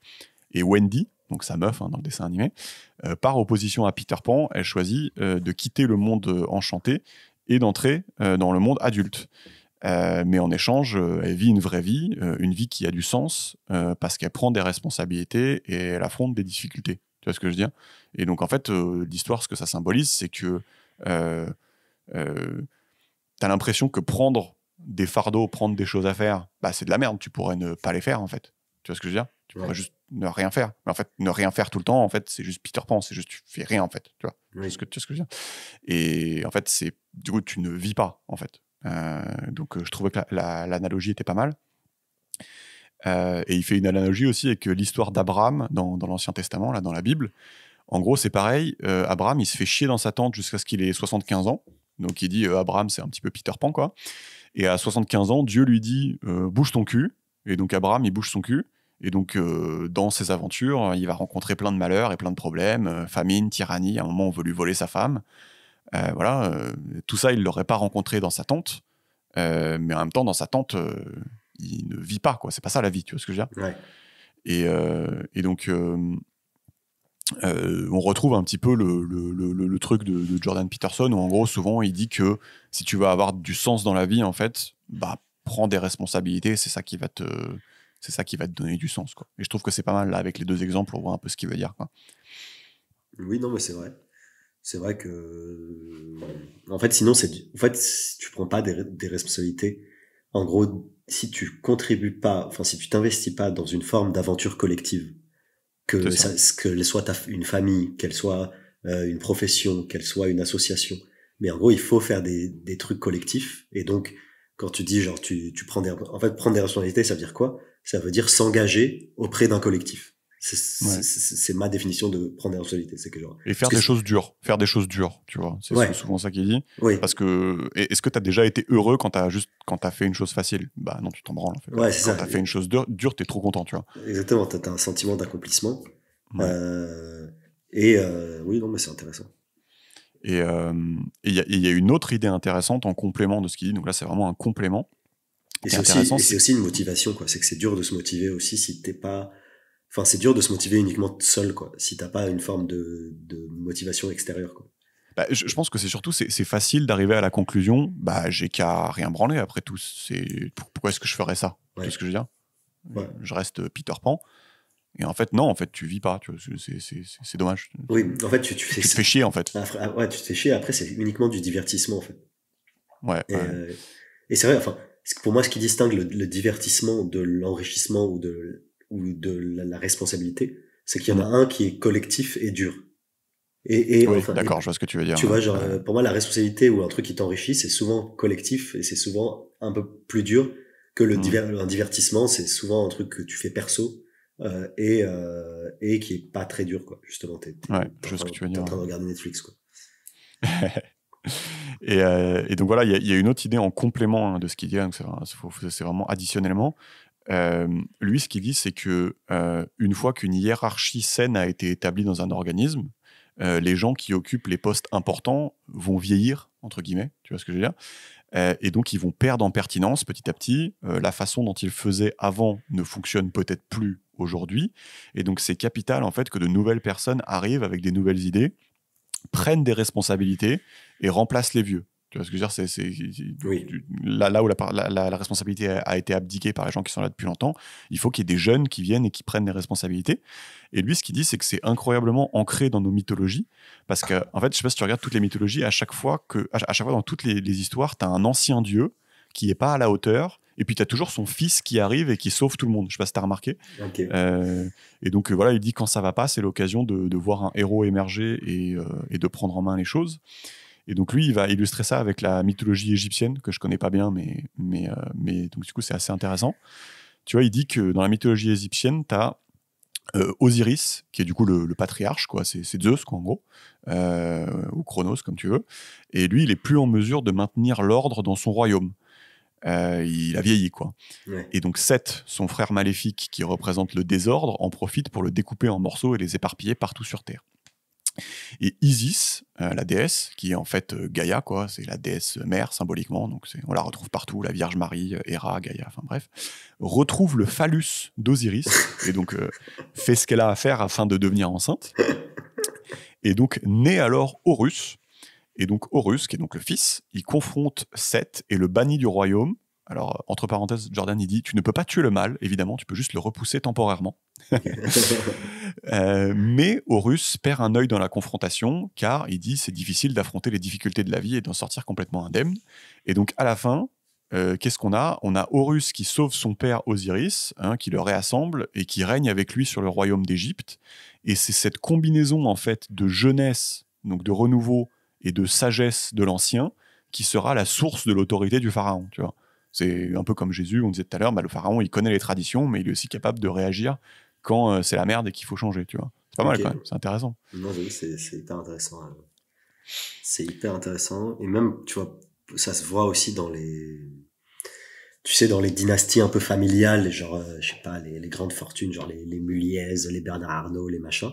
Ouais. Et en fait, souvent, tu sais, t'as un moment, t'as tout le débat de à quel moment le patriarche, il va lâcher le steak à son enfant. Ah oui, d'accord, ouais. Tu vois ce que je veux dire? Et je pense que, genre, un peu les dynasties industrielles, familiales, ou, enfin, les grandes familles, pétées de thunes, tu vois. Genre, elle se pose ce questionnement du renouvellement de manière un peu plus aiguë que nous, tu vois. De genre, tu vois, genre, comment faire pour rester légitime, comment faire pour passer aux plus jeunes, etc. Enfin, c'est intéressant, quoi. Il y avait une série d'articles du Monde là-dessus qui était vachement sur genre c'est cool, c'est cool ton analogie, ouais. Effectivement, j'avais pas pensé. Mais en fait, ouais, je pense que tu le retrouves un peu dans tout. Enfin, tu peux imaginer une entreprise aussi avec des mecs qui vieillissent un peu. Et je trouve que c'est un élément additionnel qu'il apporte au truc de prendre des responsabilités qui est pas mal. Ouais, et c'est intéressant aussi, c'est pour ça, enfin, je trouve que ça appuie de plus en plus, ils mettent des limites d'âge dans les professions, tu vois, ou dans les fonctions publiques, tu vois. Genre, par exemple, je sais pas, j'ai rien en tête, mais genre, il y a plein de boîtes qui disent, voilà, tu peux plus, l'âge maximal du PDG, c'est tant. C'est genre, ouais, d'accord. tu vois, ou, tu peux plus être président de la Cour de cassation au-delà de temps, tu vois. C'est pas mal, ouais. Ça évite les Joe Biden et les Trump d'ailleurs. C'est ça, tu vois. Je trouve que genre c'est quand même bien de s'assurer comment dire de enforcer, tu vois, de s'assurer que ce renouvellement se déroule, tu vois. Et effectivement mettre des limites d'âge, ça peut être intéressant parce que faut pas laisser du croton jusqu'à 85 piges, quoi. C'est ça. Sinon c'est Osiris. Tu vois. Et tu perds ton phallus, quoi. Et donc voilà, donc il dit « Le sens qui nourrit l'âme ne se trouve pas nécessairement dans le bonheur, qui est fugace, mais dans l'adoption de responsabilités pour soi et les autres. Remarque que des opportunités se cachent là où des responsabilités ont été abdiquées. » Règle numéro 5. Ne fais pas ce que tu détestes. Celle-là, elle est marrante. Si une de tes actions te fait te sentir petit, malade, éprouver du mépris, arrête de le faire, c'est ta conscience qui te parle. Si la conséquence de ce type d'action est l'émergence d'une existence que tu détestes, peut-être qu'il faudrait arrêter. Et donc c'est marrant parce qu'il raconte une histoire, il dit qu'il avait une patiente à son cabinet qui donc à son boulot avait dû faire face à, entre guillemets, je cite, un barrage d'idiotie constante. Et donc, elle travaillait dans une grande entreprise et elle s'était retrouvée dans une longue chaîne de mails où les gens discutaient du terme flipchart. Donc, flipchart, c'est un tableau de papier. Ouais. Et ils discutaient de pourquoi les flipcharts, c'était raciste. Parce qu'avant, flip, c'est un terme péjoratif pour désigner les Philippins, apparemment. Voilà. Et donc il dit, apparemment, l'administration avait décidé que discuter du côté raciste des flipcharts, c'était du temps bien investi. Les collègues dans la chaîne de mail participaient à la discussion et ont essayé d'élargir le débat en proposant que le tableau noir, c'était également un terme raciste, ou que master key, qui passe partout, c'était raciste. Donc je sais pas, à cause de maître, j'imagine. Ouais. Voilà. Voilà, il dit ce genre de discussion arrive souvent en entreprise car elle donne aux gens un sentiment superficiel de faire du bien, d'apparaître comme ayant un grand cœur et rempli de sagesse. Voilà. Bon, j'avais pas besoin d'être psychologue clinicien pour remarquer ça, mais voilà, il nous le dit quand même. Voilà, donc comment une personne qui ne serait pas d'accord à propos du flipchart pourrait-elle ne pas apparaître comme fermée d'esprit et raciste ? Pourquoi une personne prendrait la peine de sortir de sa zone de confort pour combattre le bannissement de ce mot, si ce n'était pas effectivement une personne fermée d'esprit et raciste, n'est-ce pas, Georges ? Ouais, tout à fait. Non, mais oui, c'est du bullshit, quoi. C'est du virtue signaling, quoi. Barrage d'idiotie constante. Ouais. Et donc, voilà. Mais ce qui perturbait encore plus sa cliente, apparemment, c'était le fait qu'un groupe de personnes puisse s'octroyer la possibilité de bannir des mots en instaurant, par exemple, des punitions pour ceux qui les utilisent, sans percevoir à aucun moment le sentiment d'avoir dépassé les bornes. Et donc, pour rappel, ici, on parle des RH de l'entreprise, hein, on ne parle pas de l'Assemblée nationale quand même. Et donc, faire des choses idiotes et contre-productives est bien sûr démoralisant, mais pas seulement démoralisant, c'est une moquerie du concept de travail productif. Et en plus, sa cliente était une immigrée de l'ancien bloc soviétique et avait fait l'expérience plus que nécessaire des idéologies totalitaires. Et donc, il dit... Elle ne s'était pas senti le courage de partir à l'attaque contre ses managers, et elle a sûrement eu raison, d'après lui. Du coup, elle a changé de poste, et elle s'est occupée de projets liés à l'éducation dans sa boîte. Elle a pu challenger certaines idées idiotes depuis ce poste-là. Elle a aussi pris un travail de journaliste pour son pays d'origine, très mal payé, mais elle a développé une réputation stellaire là-bas, apparemment. Et donc, en résumé, elle a dû affronter sa peur des représailles, élargir ses activités professionnelles, maîtriser la littérature, s'éduquer afin de pouvoir argumenter de façon claire et intelligente les théories idiotes qui bourgeonnaient, devoir faire face au mécontentement des gens qui chérissaient ces théories. Et finalement, il dit c'est cool parce que les conséquences furent une expansion de sa personnalité et de ses compétences et la satisfaction qu'elle contribuait réellement à la société. Et donc, selon l'auteur, il dit on est tous responsables de l'état dans lequel est le monde, plus qu'on ne veuille bien l'admettre. Tu vois ce que je veux dire ? Et donc, mine de rien, en fait, ici, tu vois, si elle avait continué à faire ce qu'elle déteste, mine de rien, si elle avait continué à se sentir mal, à éprouver du mépris et tout, elle n'aurait pas fait tout ce qu'elle a fait après, tu vois ce que je veux dire ? Oui, oui, je vois. En gros, si je résumais, c'est juste, c'est en fait quand tu dois faire des actions qui te font te sentir mal ou que tu sens qu'ils sont pas alignés avec tes valeurs, Ouais. fais en sorte de ne plus avoir à les refaire, quoi. En gros, non. Ouais. C'est quoi. En fait, Non. là où j'ai du mal, c'est que j'ai l'impression parfois qu'il enfonce un peu des portes ouvertes, quoi. Ouais, non, je vois ce que tu veux dire. Il faut essayer de trouver un peu c'est quoi la subtilité. Non, Ouais. mais en gros, je pense que là, l'idée, c'est que déjà, il te dit que si en gros ta conscience te parle, c'est qu'il y a quelque chose qui se passe, Ouais. déjà, qu'il faut probablement adresser, si tu es quelqu'un de raisonnable, bien sûr. Ça rejoint un peu le faut s'écouter, machin. Voilà. Et ce qu'il dit, en fait, le problème, c'est que si personne ne fait ça, tu vois, enfin, si tout le monde ignore ce genre de signaux, en fait, ça peut vite partir en couille, tu vois ce que je veux dire ? Enfin, moi, l'exemple que j'ai en tête, tu sais, ils avaient banni un épisode de Community sur Netflix parce que le mec, il se déguise en elfe noir à un moment, apparemment, c'est raciste, tu vois. En fait, comment ça peut en arriver là ? En fait, c'est juste que tout le monde a fermé sa gueule jusqu'au dernier moment, en fait, tu vois ce que je veux dire ? Oui, je vois.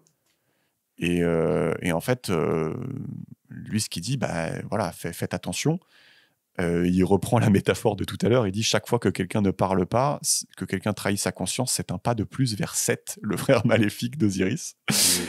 Et Oui, voilà, il dit. En gros, ce qu'il Ouais. dit, c'est qu'on a tous collectivement la responsabilité de nos échecs, quoi. Genre, en fait, enfin, que quand à la fin il y a une espèce d'énorme connerie qui se déroule, Ouais.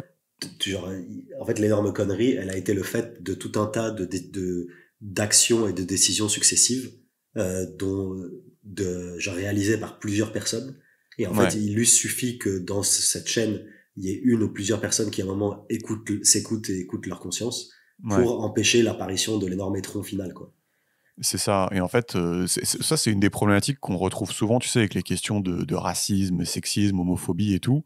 En fait, il y a tellement un espèce de pouce sur la balance parce que tout le monde est hyper méfiant, tu vois, de se dire, mais en fait, si je dis quelque chose, qu'est-ce que ça va dire de moi, tu vois? Tu vois ce que je veux dire? Qu'au final, en fait, toutes les portes cèdent et à la fin, comme tu dis, tu te retrouves avec un espèce d'énorme étron et tu fais, ben ouais, il pouvait pas y en avoir juste un qui lève la main et qui dit, c'est complètement con ce qu'on est en train de faire. Tu vois. Ouais, donc Et en gros, le point, c'est genre, aie un peu le courage de tes opinions, quoi. ouais, c'est ça, c'est Enfin, ça. ou de ton ressenti, quoi. Et le courage de t'exprimer, quoi. Ouais, mais si tu veux, c'est un peu la suite logique de ce qu'on a dit tout à l'heure, parce que tu sais, on se posait la question quand est-ce que tu dois te lever contre la structure et la Ouais. culture. Donc ici, le Ouais. père, enfin l'entreprise dans l'exemple, voilà, bah, c'est que tu as fait toutes les étapes dont Ouais. on parlait précédemment. Voilà. Et donc, bah, si tu décides de te lever parce que ta conscience te dit que ce qui se passe est mal, si les autres désapprouvent, mais que tu es sûr de ton coup, bah voilà, tu vas devenir Horus, quoi, pour reprendre Yes. l'exemple de tout à l'heure. Voilà. Et donc là, lui, il veut pas finir sur une note positive parce que finalement, sa cliente a fini par se faire virer, en fait. Il dit le genre de personnes qui combattent les idioties peuvent ne pas être les bienvenus dans certaines entreprises, tu vois. Et donc voilà, il ne fait pas de doute que la route vers les enfers est pavée d'attitudes et d'actions qui dérangent la conscience. Ne fais pas ce que tu détestes. Non, c'est pas mal. Voilà. Mais c'est pas mal l'aspect, effectivement, la route vers les enfers est pavée d'actions qui dérangent sa conscience, quoi. C'est qu'effectivement, enfin. C'est ce que tu avais dit avec l'énorme étron Oui. Ouais. Oui, c'est qu'en gros, genre. C'est pas mal, j'ai bien aimé la formulation. C'est que genre, ouais, dès qu'il y a une énorme connerie qui est faite ou un truc, c'est qu'il y a derrière, il y a quand même eu une succession de renoncements ou de tocardise, quoi. Tu vois. Exactement. Et ouais. effectivement, ok, c'est intéressant. Voilà. Donc ne fais pas ce que tu détestes. Yes. Règle numéro 6, abandonne toute idéologie. Celle-là, elle est vraiment intéressante. Vers la fin du 19e siècle, le philosophe Nietzsche s'était exprimé « Dieu est mort », exprimant ainsi sa grande peur. Tu sais ce que c'est, sa grande peur, quand il dit ça? C'est quoi? Bah, il disait, en gros, tu sais, les grands idéaux occidentaux étaient devenus vulnérables à la critique puisque l'axiome principal, l'existence de Dieu, était tombé. Ouais. Et donc, il prédisait ainsi la chute de la société. Parce qu'il disait, une fois que Dieu est mort, bah, il te reste soit le nihilisme, soit tu deviens vulnérable aux réponses faciles, aux idéologies. Et en fait, ce qui est vachement intéressant, que je savais pas, c'est qu'en fait, il a dit tout ça avant le nazisme et le communisme. Ok. Et donc, il était chaud, quoi. Ouais, il était pas mal. Il était là, tu vois, il était en Ouais. cétose. Et donc, tu vois, là, on est dans un chapitre qui est en fait une sorte d'injonction à t'autoriser à penser en des termes plus complexes. Donc, c'est pour ça que c'est vachement intéressant. Et donc, selon lui, il dit il est utile de réduire un phénomène complexe en éléments plus simples, mais il est souvent contre-productif de le réduire en éléments plus simples jusqu'à une absurdité totale. Tu vois. Là, moi, ce qui me parle, l'exemple qui me vient, tu sais, c'est toutes les différences hommes-femmes qui sont souvent causées par une pléthore de variables, mais il se trouve que les gens trouvent ça beaucoup plus satisfaisant de l'expliquer comme étant causé, tu sais, par le sexisme. Ouais. Point. Tu vois, genre, c'est monolithique, c'est simple, c'est cool, tu vois. Et donc, ça a plusieurs avantages. Ça te permet d'identifier clairement l'ennemi, mais du coup, ça te permet de pas être l'ennemi. Hein, ça te permet d'être le gentil dans l'histoire, donc c'est cool. Et un autre avantage, c'est que ça permet t'as pas besoin de tester tes théories dans le monde réel et tu peux t'octroyer un sentiment de supériorité morale. Voilà. Bon, lui, il dit, selon lui, c'est le signe d'une pensée non sophistiquée. Il dit que malheureusement, si tu veux résoudre des problèmes en général, les solutions qui se basent sur une analyse non sophistiquée se mettent en travers de ton chemin. Je sais pas si tu as des exemples, toi, d'analyses un peu basiques qui, au final, sont contre-productifs. Je sais pas si ça te fait penser à un truc, déjà, ce qu'il dit. Non, moi, ça me parle clairement. Après, j'ai pas d'exemple en tête. Mais effectivement, enfin moi ça me parle clairement le côté l'attirance que peut exercer la simplicité ou les réponses faciles sur enfin dans l'absolu quoi. C'est quelque chose d'attirant parce que tu te dis c'est bon, j'ai la solution. Enfin, tu vois, les réponses non nuancées / monolithiques / simplistes.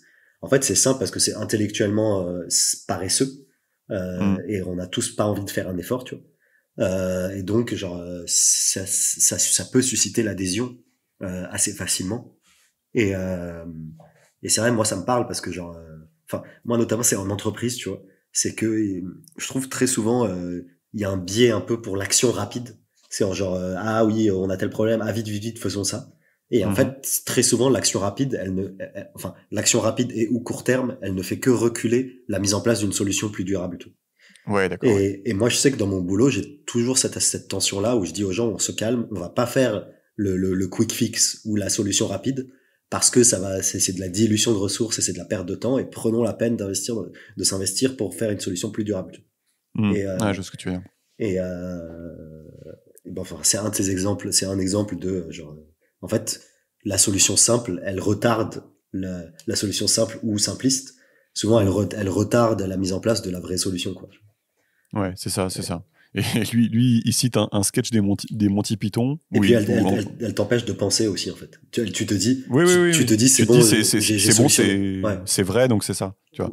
Et donc, les Monty Python, ils disent, en fait, dans le sketch, ils t'apprennent à jouer de la flûte en disant, souffle d'un côté et bouge tes doigts sur les trous, tu vois. Bah, lui, il dit, c'est vrai, mais ça sert à rien, tu vois. Genre, un mec qui te dit ça, tu vois. Et donc, c'est marrant, tu vois. En gros, oui, c'est vrai. C'est juste que c'est plus compliqué que ça, tu vois. Ouais. Voilà. Et donc, ça m'avait fait gaulerie. Ouais, c'est ça. Et genre, et c'est vrai que souvent, je trouve que, en fait, on veut occulter la complexité, quoi. Je sais pas comment l'exprimer, mais genre, en fait, c'est ça, ouais. Ouais, en fait, c'est une forme, soit c'est une forme de paresse, soit c'est une forme de manque de temps, soit c'est une forme de fatigue aussi, genre juste, je sais pas, les gens sont fatigués cognitivement, ils sont épuisés, tu vois. Et du coup, ils s'énervent ou enfin, soit ils s'opposent, soit ils contournent tout ce qui est complexe, quoi. Et du coup, toi, quand tu veux introduire un peu de complexité ou un peu de nuance ou un peu de machin, en fait, t'es pas très audible parce que t'es pas très audible parce que par ailleurs il y a un autre gars à côté qui est là en train de gueuler la solution simpliste, tu vois, et qu'elle est beaucoup plus attirante, quoi. Ouais, lui, il va loin parce qu'en fait il dit que en fait là on parle des solutions simplistes, en fait on va parler d'idéologie et il va dire que l'idéologue en fait il cherche à remplacer la religion qui est morte, tu vois, il veut s'engouffrer dans ce truc là avec ses solutions simples et donc enfin en fait, voilà, c'est quoi une idéologie? Comment est-ce que tu crées cet isme, cette réponse simple? Il dit il y a 3 étapes. L'étape 1, c'est de créer des catégories basse résolution. C'est l'économie, la nation, l'environnement, la patriarchie, les riches, les pauvres, le capitalisme, les immigrés. Voilà. Une fois que tu as fait tes catégories basse résolution, t'identifies les gentils et les méchants. Donc tu masques ainsi la complexité et la diversité de chaque catégorie. Par exemple, il va citer la division riche-pauvre comme oppresseur-oppressé, tu sais, de Marx. Ouais. Il dit que c'est séduisant comme vision, mais malheureusement pour les communistes de l'époque, une trop grande proportion des pauvres étaient incapables, inconscients, pas assez intelligents, assoiffés de pouvoir, violents et jaloux. Et une trop grande proportion des riches étaient éduqués, créatifs, intelligents, honnêtes. Et quand je dis trop grande, c'est juste trop grande pour que la théorie puisse marcher en pratique, en fait. Tu vois. Et en fait, il dit que ça a été très bien illustré en URSS lors de la dékoulakisation, parce qu'apparemment, les koulaks, c'est les fermiers qui avaient du succès, tu vois. Et donc, ils se sont dit, on va tous les niquer, tu vois, parce que s'ils ont du succès, c'est que c'est des enculés. Et du coup, il n'y avait plus personne pour faire de la bouffe de façon stylée, tu vois, parce que tous ceux qui faisaient de la bouffe de façon stylée, ils les avaient mis au goulag. Et donc, du coup, il y a eu une énorme famine, quoi, du coup. Tu vois ce que je veux dire?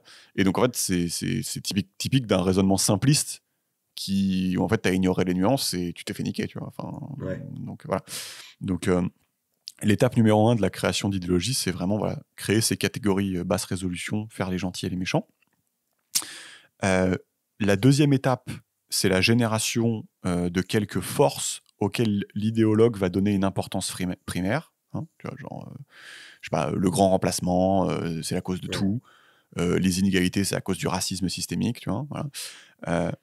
Et il faut aussi que la remise en cause de ces forces soit un peu tabou. Ça doit être un axiome de l'idéologie. Et la dernière étape, c'est expliquer que tout phénomène autre que la cause à laquelle on a donné une importance primaire est d'importance secondaire. Tu vois. Donc ça, c'est comme ça que tu construis une idéologie. Tu vois, c'est marrant. Déjà, tu te dis, putain. C'est intéressant, c'est vrai. Mais c'est vrai que il y a beaucoup effectivement, genre quand tu vois les idéologies, genre je sais pas, d'Éric Zemmour ou je sais pas quoi, genre en vrai, tu constates qu'il analyse, enfin que quelle que soit la situation, quel que soit le sujet dont on lui parle, son angle d'attaque, c'est systématiquement le même, tu vois. Et genre, je pense que du coup, on pourrait l'accuser d'idéologie. Exactement, tu vois. C'est ça le truc, parce que c'est tout le temps, c'est monocausal. Exactement, c'est monocausal, et genre à chaque fois, en fait, il perçoit son existence, ou il perçoit l'existence à travers le prisme de son racisme, quoi. Enfin, ou de son racisme, ou de son genre de sa xénophobie. Oui, on n'est pas obligé d'aller jusque-là. Ça peut être juste un boomer qui kiffe Louis XIV et les gens qui kiffent pas Louis XIV le dérangent, tu vois. C'est ça, exactement. Et genre, il perçoit tout à travers ça. Et tu le vois. On pourrait argumenter que c'est une idéologie. C'est ça, c'est une forme d'idéologie, quoi. Tu le vois beaucoup chez beaucoup de militants, tu vois. Enfin, dès que, enfin, il y a beaucoup de gens qui, quand ils s'investissent fortement dans une cause, ce qui, à mon sens, est très bien, tu vois, et genre, c'est tout à leur honneur. Mais il y a une proportion des gens très investis qui, après, perçoivent toute leur existence à travers cette cause-là ou ce prisme-là. Et ça, je trouve que c'est un peu dommage, tu vois. Et il faudrait être capable d'être investi, être militant pour une cause, tout en ayant la capacité tout en gardant cette finesse d'esprit et cet aspect pluricausal, effectivement, tu vois. Mais justement, à propos de ça, en fait, lui, toute sa pensée, elle est construite sur un truc que je vais expliquer là. Et en fait, ça explique pas mal ce que c'est qu'une idéologie, et je trouvais ça hyper intéressant. En fait, lui, comment il inscrit l'idéologie sur toutes ces histoires-là qui racontent tout le temps là, sa mythologie, tout ça. Lui, il va dire que l'idéologie, c'est une sorte de parasite qui s'installe sur des bases mythologiques, mais qui racontent la moitié de l'histoire. Tu vois pourquoi c'est hyper intéressant. Tu vois, il s'inspire de la mythologie, mais il dit que la moitié du truc. Tu vois, donc c'est quand même rigolo. Et donc, tu vois, il dit, dans la mythologie, tu as toujours une sorte de dualité. Typiquement, la Terre, tu sais, la nature, Gaïa, dans la mythologie, elle te nourrit, elle te donne la vie, mais en même temps, elle est impitoyable. Tu vois, si on te laisse sans technologie, au Canada, tu vois, tu meurs au bout de 2 jours. Tu vois. Donc, tu sais, il y a toujours une dualité. Tu vois. Alors que, typiquement, si t'es un idéologue environnementaliste, bah, du coup, par définition de sa définition d'idéologie, bah, tu vas oublier la seconde partie, celle où bah, tu meurs au bout de 2 jours dans la nature. Donc, tu vas que avoir en tête 50% de l'histoire qui est bah, la nature bienfaitrice qui donne la vie, tout ça. Tu vois ce que je veux dire ? Un autre exemple, tu vois, il parle de la culture dans la mythologie. La culture, c'est en même temps l'ordre, la tradition, le roi, le patriarche, Zeus, tu vois. Et en même temps, c'est bah, la tyrannie et la corruption. Et bah, tu peux tendance à oublier l'un ou l'autre des deux côtés, tu sais, si tu es idéologue de droite ou de gauche. Tu vois. Voilà, si tu es idéologue de droite, tu vas avoir tendance à oublier que bah, les structures peuvent devenir corrompues, tu vois, que les gens peuvent abuser de leur pouvoir. Et si tu es idéologue de gauche, bah, tu peux avoir tendance à oublier que bah, les structures, c'est aussi l'ordre. Enfin, on en a parlé dans le chapitre 1. Mais voilà, je trouve ça intéressant que l'idéologue, c'est celui qui oublie la moitié de l'histoire. Tu vois ce que je veux dire ? C'est intéressant. C'est assez intéressant quand même. En fait, au-delà d'oublier la moitié, c'est intéressant de dire oublier la moitié de l'histoire, mais une manière plus simple de le dire, c'est qu'en fait, il occulte les défauts de son idéologie, en fait. Enfin, tu vois, genre, un idéologue ou quelqu'un qui est trop investi dans genre, son militantisme, en fait, souvent, soit il se ment à lui-même, donc soit il le fait consciemment ou inconsciemment, et en fait, il nie tous les défauts ou toutes les conséquences négatives ou tous les aspects moins reluisants de sa théorie, tu vois. Ou de ses, Ouais. Et ce qui est marrant par rapport à ce que tu dis, c'est quand tu te dis que si ça prend la place de la religion, en fait, tu vois, c'est intéressant parce que finalement, ça a un peu toutes les caractéristiques d'une religion, finalement. Enfin, tu vois, il y a un certain nombre d'axiomes, tout ça. Je sais pas si tu te rappelles, dans Sapiens, il y avait le gars, là, Harari, il faisait le parallèle entre religion théiste et religion non théiste. Il disait que en fait, tout ça, en fait, toutes les idéologies, c'est finalement des religions, parce qu'en fait, tu pars d'axiomes non challengés. Mais en fait, ce qui est intéressant, c'est que lui, là, Peterson, il dit qu'il y a une différence qu'il y a quand même une différence entre idéologue et religion, parce qu'il dit que même les plus conservateurs des religieux vont finir par admettre leurs axiomes. En gros, ils vont dire, ça c'est un axiome, je sais pas moi. Ils vont admettre que Dieu est mystérieux et qu'ils n'ont pas toutes les réponses, tu vois ce que je veux dire. Ouais. Contrairement à l'idéologue, qui lui va s'octroyer la connaissance de la vérité absolue. Ma théorie explique tout, chose qui est refusée même aux religieux. Ça, j'ai bien aimé quand même. J'avoue, c'est pas mal. C'est vrai que c'est pas mal. C'est vrai que l'idéologue, il va se draper d'une forme de rationalité. Et donc, il va dire que c'est un fait et que c'est factuel et que c'est rationnel et que c'est démontré. Alors que moi, le religieux, il admet une forme de mysticisme, quoi. Il dit, il y a un truc qui est chelou et juste, je l'admets et c'est comme ça, tu vois. C'est ça, c'est bien dit. Ouais. C'est cool. Voilà. Et donc là, il conclut, il dit aie un peu d'humilité, range ta chambre, occupe-toi de ta famille, écoute ta conscience, trouve quelque chose de productif, intéressant à faire et engage-toi. Quand tu arrives à faire tout ça, trouve un problème encore plus complexe et recommence ce processus depuis le début si tu l'oses, mais une condition est prérequise pour pouvoir faire tout ça, abandonne toute idéologie. Ouais, c'est cool. Non, franchement, Drop the mic. C'est bien. Mais je pense que c'est le genre de bouquin qu'il est intéressant de lire parce que j'ai l'impression qu'il écrit bien. Enfin, je pense qu'il y a un côté, les formulations font partie de l'intérêt du bouquin, quoi. Et pas simplement les informations qu'il distille, quoi. Ouais, c'est ça. Effectivement, bon, on va s'arrêter là. On fera sûrement les 6 autres règles une autre fois. C'est dommage de pas passer. Enfin, on passe déjà pas beaucoup de temps, mais c'est dommage de le diviser par 2 le temps qu'on passe sur chacune des règles, sinon on comprend pas. Mais ouais, effectivement, en fait, le bouquin a le mérite d'être quand même vachement original parce que tu te dis oui, 12 règles pour une vie, il va juste te donner des règles et il enfonce un peu des portes ouvertes, mais en fait, derrière ça, en fait, il y a tout, le mec, il a tout un monde, tu vois, avec toutes ces histoires, toutes ces mythologies, cette espèce de structuration du cerveau humain en fait, de tout temps, il y a eu Gaïa, il y a eu la culture, il y a eu le héros, il y a eu le mal, il y a eu le machin, tu vois ce que je veux dire. Et chacun de ces personnages a genre un bon côté, un mauvais côté. Enfin, tu vois, il a toute une structuration du truc. Ouais. Et puis j'ai l'impression que c'est justement derrière une apparence simplicité dans ce qu'il dit, il y a peut-être un certain niveau de complexité et il y a peut-être plus de profondeur que ce qu'il n'y paraît, quoi. Ouais, c'est sûr que je pense qu'il y a ce côté-là. Après, moi, je veux pas trop je veux pas trop m'avancer parce que moi, quand je lis ces trucs, il y a pas mal de trucs où tu avais l'air de dire c'est évident. Mais en fait, je sais pas, pour moi, c'était pas si évident que ça tant que je l'ai pas lu sous forme écrite et tant qu'il n'y a pas quelqu'un qui l'a bien expliqué. Ouais, tu vois ce que je veux dire. La dernière fois, on parlait des câbles transocéaniques avec Guillaume Pitron où, oui, ok, si tu te poses la question 2 minutes, tu te dis, il doit y avoir un câble, tu vois. Ouais. Mais si tu l'as jamais lu, ou si tu t'es pas posé la question, ou si tu t'es pas posé 2 minutes pour réfléchir un peu de manière profonde sur le truc pendant quelques instants, en fait, tu passes à côté, tu vois ce que je veux dire. Ouais, c'est vrai. Et voilà, c'est pour ça que je trouve que le livre est cool. Trop bien. Bon, voilà, on peut arrêter là, et puis si le cœur nous en dit, on fera les 6 prochaines une autre fois. Ça marche. Salut. À plus.